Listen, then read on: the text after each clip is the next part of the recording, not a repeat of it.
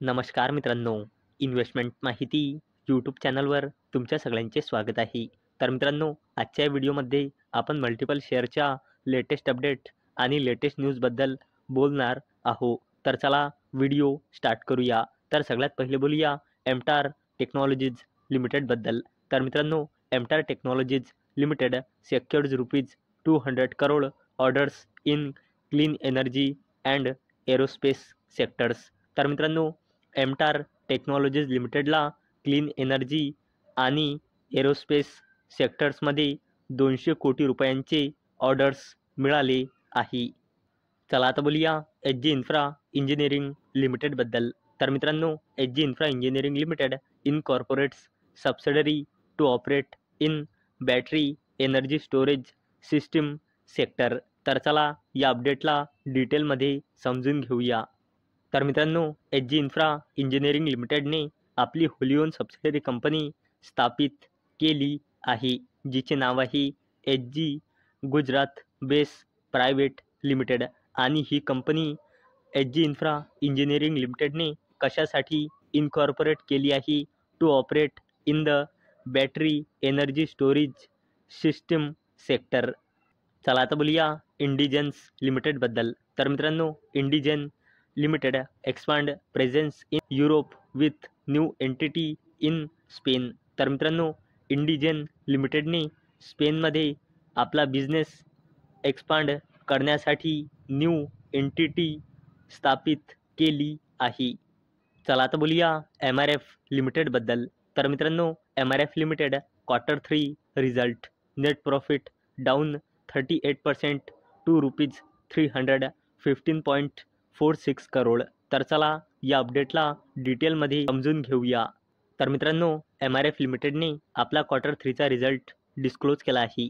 तर मित्रांनो, M R F लिमिटेडचा consolidated net profit year on year बेसिसवर 38%ने डिक्रीज होऊन या Q3मध्ये आला आहे 315.46 कोटी रुपये, जो मागल्या फायनान्शियल इयरच्या Q3मध्ये होता 509.71 कोटी रुपये. आणि मित्रांनो, एम आर एफ लिमिटेडचा कन्सॉलिडेटेड रेव्हेन्यू मागल्या वर्षी Q3मध्ये होता 6,162.46 कोटी रुपये, जो इयर ऑन इयर बेसिसवर इन्क्रीज होऊन या क्वार्टरमध्ये आला आहे 7,000.82 कोटी रुपये.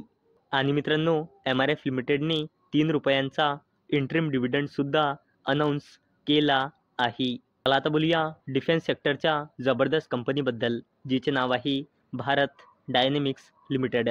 तर मित्रांनो, Bharat dynamics limited Q3 result. Net profit up 9% to ₹147 crore. Revenue from operation rises 38%. तर चला या अपडेटला डिटेलमध्ये समजून घेऊया. तर मित्रांनो, डिफेन्स सेक्टरच्या दिग्गज कंपनी भारत डायनेमिक्स लिमिटेडने आज आपला Q3चा रिझल्ट डिस्क्लोज केला आहे. तर मित्रांनो, या कंपनीचा net profit year on year बेसिसवर 9%ने इन्क्रीज होऊन 147.12 कोटी रुपये आला आहे.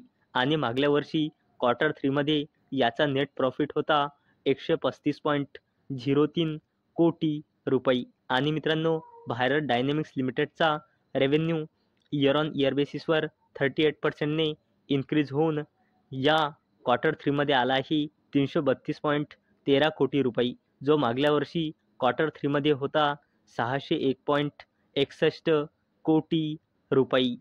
आणि मित्रांनो, भारत डायनेमिक्स लिमिटेडने ₹4 इंटरिम डिव्हिडंडसुद्धा अनाऊन्स केला आहे. आणि याला देण्यासाठी या कंपनीने रेकॉर्ड डेट फिक्स केली आहे 14 फेब्रुवारी 2025. चला आता बोलूया टाटा ग्रुपच्या जबरदस्त कंपनीबद्दल, जिचे नाव आहे टाटा पॉवर कंपनी लिमिटेड. तर मित्रांनो, Tata power bank of Baroda ink pact for financing rooftop solar projects. तर मित्रांनो, टाटा पॉवर कंपनी लिमिटेडने बँक ऑफ बडोदासोबत पार्टनरशिप केली. कशासाठी? रूफटॉप सोलार प्रोजेक्टच्या फायनान्सिंगसाठी. चला आता बोलूया अनिल अंबानीजीच्या कंपनीबद्दल, जिचे नाव आहे रिलायन्स पॉवर लिमिटेड.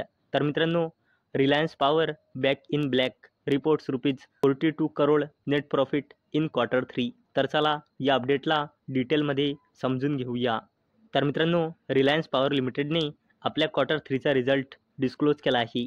तर मित्रांनो, या कंपनीचा net profit year on year बेसिसवर इन्क्रीज होऊन या क्वार्टर 3मध्ये आला आहे जवळपास 42 कोटी रुपये आणि मागल्या वर्षी रिलायन्स पॉवर लिमिटेड लॉसमध्ये होती 1136 कोटी रुपयांच्या.